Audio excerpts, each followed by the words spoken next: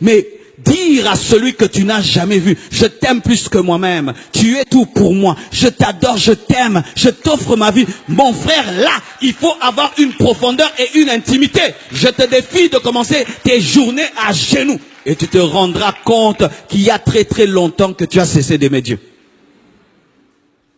Commence tes journées avec au commencement Dieu. Pas pour demander, pas pour chasser les démons, pas pour chercher l'onction, pas pour parler de ton ministère et de tes problèmes et de tes défis. Dieu seulement, c'est tout. Et c'est un grand secret. Vous savez pourquoi? Si mon épouse, le matin, elle vient me parler, les études des enfants, mon problème, ma famille, mes frères et sœurs, 4 heures du matin, Marcelo, j'ai un problème. Marcelo, j'ai un problème. Bien aimé, je peux faire semblant de ne pas être réveillé. Marcelo, réveille-toi. Mais si, pendant que je dors à 4 heures du matin, elle vient me bousculer. Elle me dit, oh vraiment, tu sais que tu es beau, même quand tu dors, tu es beau. Même quand tu ronfles, ton ronflement est très super. Je t'assure, je vais me réveiller. Dis un peu, c'est comment ça? Alléluia. Commence ta journée dans la louange et dans l'adoration. Et Dieu va te parler, et Dieu va te causer. Adore Dieu dès le matin. Oh, donne-moi un amen. Dès le matin, adore-le. Adore Dieu dès le matin.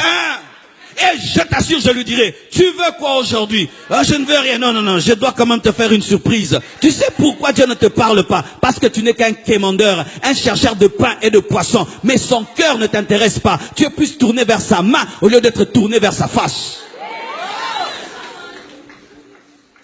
Un homme qui recherche tout le temps ta main et qui n'a pas besoin de ta face, des poids tu peux lui donner sans le voir.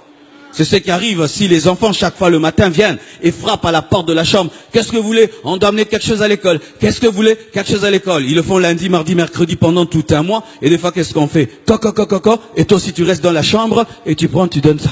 Et il ne voit pas ta main. Comme il avait besoin d'un peu de truc pour l'école, il l'a. C'est pourquoi il est parti. Et peut-être que je suis en train de pleurer pendant que je lui donne, mais comme il veut ma main, il ne veut pas m'en face, il ne sait pas que je pleure. Mais s'il est entré, il peut causer, il peut savoir qu'est-ce que je veux. Et quand tu recherches la main de Dieu, tu ne sais pas ce que Dieu pense, quel désir il a, et tu penses que c'est qu'il te donne lui suffit, alors qu'il aimerait te révéler qui il est et qu'est-ce qu'il veut.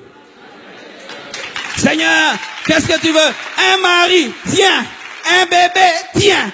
Un mari, tiens. Mais le Dieu qui te donne, il a dit, qui ira pour moi? Qui va sauver les âmes? Qui va prêcher à ces âmes qui meurent? Ça, tu ne sais pas. C'est pourquoi tu ne deviendras jamais l'intime de Dieu si la seule chose que tu sais faire, c'est demander et demander et demander.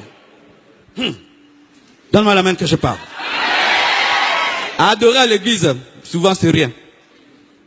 Bien-aimé, adorer à l'église, c'est comme aller dans la guerre, tout le monde est fort et toi tu es faible. Bien-aimé, tu peux jouer au fort, mais lorsque tu es seul dans la présence de Dieu, tu peux passer du temps et pleurer devant lui. Là, c'est la véritable adoration. C'est pourquoi je te demande, pendant cette convention, paye le prix le matin, à 4 heures du matin, 3 heures. Dis aujourd'hui, je vais adorer. Je vais adorer.